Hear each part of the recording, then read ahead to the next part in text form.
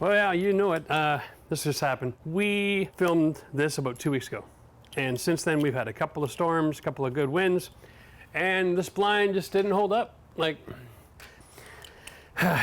we ran into some problems with it being inconsistent. It was thick and thin inside the same roll. And so you can see there's a couple of them have held on, a couple of them haven't. Like this one over here, it's starting to give up the ghost already.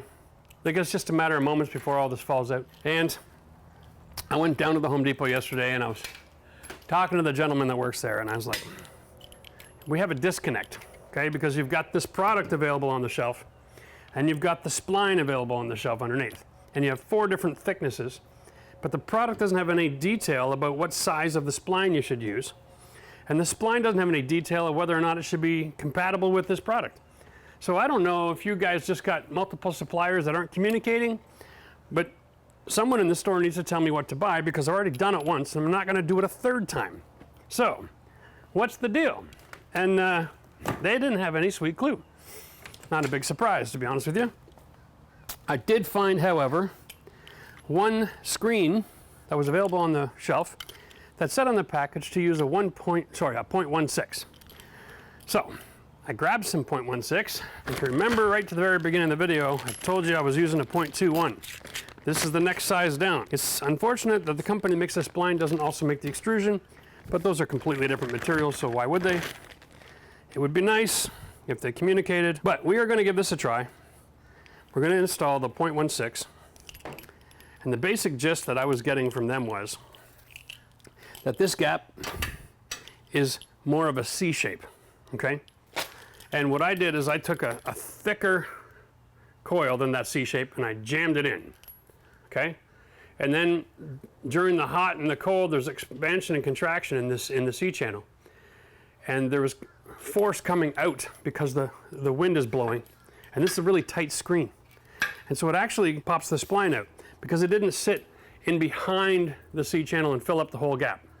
Okay? This is what I've been hearing. So let's give this a try and we'll see how we feel about this. This is already cut now too, which makes things even worse. Oh boy.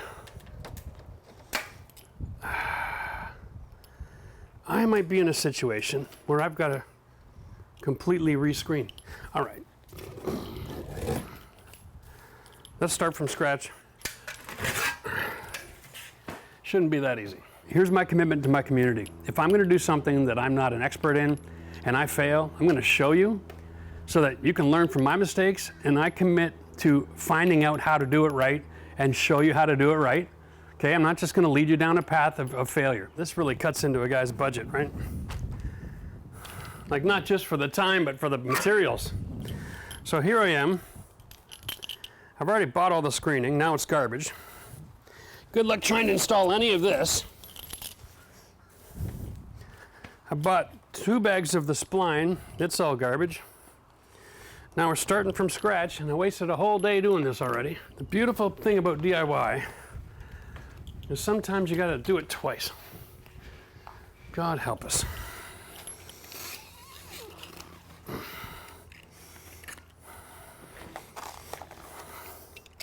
Now the good news is I have a solution if this doesn't work. But that'll involve a whole lot more expense. I'm really trying to avoid spending any more money on this project. And the reason I'm attacking it like this is because I know everybody watching this video has got a budget conscious scenario going on. Oh, I don't even know which one's mine anymore. So this is the kind of frustration that you're going to be dealing with. So let's just all get in the same boat, deal with the same frustration together.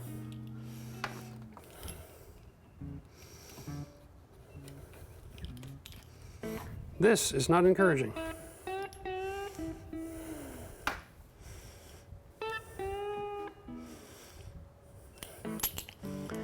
Wrong end of the tool. This is going in too easy right off the bat. This is what my brain's thinking.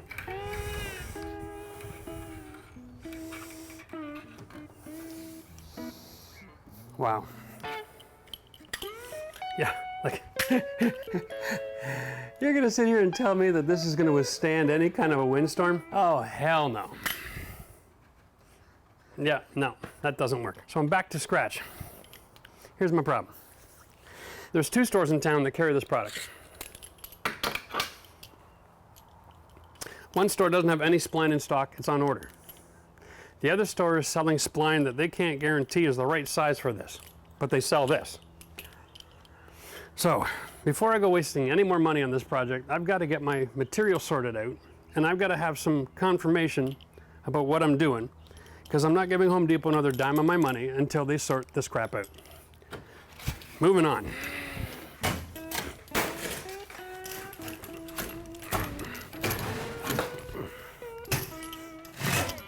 Garbage, garbage, garbage. Well, at least the house isn't going to look like hell from the road anymore. I've got to find a way to get this screen installed tight. And it looks like I'm going to be buying this channel.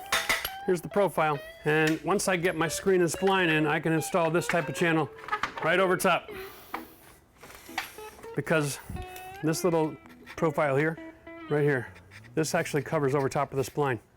So if I mount it over top, it'll keep the spline from moving, and at least that'll keep the screen tight. That was a frustrating day. Generally speaking, on my channel, I only show you things that I've been doing for years and I've kind of mastered to a certain level where if I teach you what I know, then you're going to be successful. This is one of these videos that I've really got to eat a little humble pie because I know how to screen a window. But this extrusion is not a window screen. It is not the same thing. So everything I learned about putting in screens, it doesn't apply here. So I'm just going to walk through the learning curve here a little bit because I believe we found the solution. First of all, the extrusion existed and we wanted to modify it. So I know it's been successful, and I didn't pay close enough attention to how they had installed earlier. I just tore it all apart. And that's a mistake, because generally speaking, when I'm tearing things apart, I like to uninstall so I can learn how it was put together. And I missed that crucial step, thinking, dummy, you knew what you're doing. Anyway, to say this, I bought this extrusion. I bought it at 2 different stores. There's a box store and then a mobile home expert store down around the corner. I went to the box store to get the spline because it was right there. They sold the extrusion. They had 5 different sizes, and I'm like, oh, I don't know which one I need. So I bought one of each, so I could try them out. And the one that was the 0.21 seemed to work great. And we did most of the video with that product. Until we got to the very end, it seemed to be a little thinner. And that was frustrating. And then I pulled out another package and I started to go do the last few squares here. And it was so thick I couldn't squeeze it in. I'm like, wait a minute, we have a product quality control issue here. So I went back to the box store and said, what do I do about this? They didn't have a sweet clue because nobody there had been trained on the product. They're just trained on what aisle the products are found in. Let that sink in. Here's a store selling product that doesn't know how to correspond with the other products in that assembly system. No one in the store had a clue. So then I went to the other store that sold the product, and they said, well, we're out of spline right now, but we have this flat product. Okay, so I tried the flat product. I couldn't make that work because the instructions they gave me how to use it, it was unsuccessful. And they told me, well, we never sell that product because nobody knows how to use it. And I'm like, oh, well, okay. So now I've got 2 suppliers of a product, of a system, and neither of them know how to finish off the system. So of course, where do you go for help? You go to YouTube. And I watched, I don't know, a dozen videos, and no one really goes through what the spline is that goes with this. It was driving me nuts until this one young fellow was just putting in the spine like he'd been doing it all his life. Probably got trained on a crew that was doing bird cages down here in Florida, and he skipped over it, but just barely mentioned it. Like, you know, it was like painting, you know. Here's the spline, okay? Originally, I had the peak facing the back. And we were trying to force that in very unsuccessfully. What he showed was the other way around. So that the peak of that is facing you when you're installing it. That's the only difference. That is the one thing that I needed to learn. Sometimes it's the little details, right? Now remember this tool? We have one wheel that has this concave action. That's for round spline. The other end I had no idea what it was for. That is bumped this way, and it's to push this spline into place. Kind of makes a lot of sense now, right? It's almost embarrassing how obvious this is, but Even the most obvious things in renovation and construction will go right over your head if someone doesn't teach you. And now I'm going to install this spline the correct way with the correct tool and show you how actually easy this is. It's going to blow your mind. Okay? Now here's the whole process. Realizing that that hole that I'm going to put this in is like a C shape. You just put it in, push it into the top. Okay? And then you take this wheel and you just hold it on the bottom part. Oh, hang on 1 second here. There we go. Push it into the top, and we're going to push the bottom in. Now, what makes this incredibly simple is the fact that I can just drive like this all day long. Once I get going, there's no stopping you. It's relatively simple, okay? And you can confirm that. You're driving this wheel along the bottom, which is where you're going to cut the screen anyway. You're driving the wheel on the bottom with like a 3-degree angle here, which even if you end up cutting the screen by accident, which happens really easy with this one, by the way, it's on the side, you're going to cut it anyway. Okay? That's installed. That was really, really simple. Now watch this. Okay? It's not pulling out. That's a lot of force. Okay? I'm telling you right now, if it takes 50 or 60 pounds of force to pull a spline, it's not going anywhere. And when all 4 sides are attached, you can withstand one hell of a windstorm. And that's how this works. Just for the sake of memory, to finish off this installation, this is the spline and the screen for this section, okay? The closest one. To finish this off, you simply put the knife in here and you peel the old screen away and you're done. See that?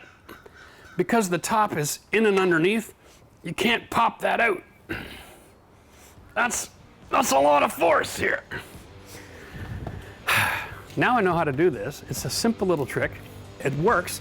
I don't have to spend another $300 on aluminum extrusion to cover it all. I'm happy as a pig in poop. That's crazy. Going in the direction it's supposed to go. What is that? 100 pounds pressure per square inch? Here we go. Now we got it.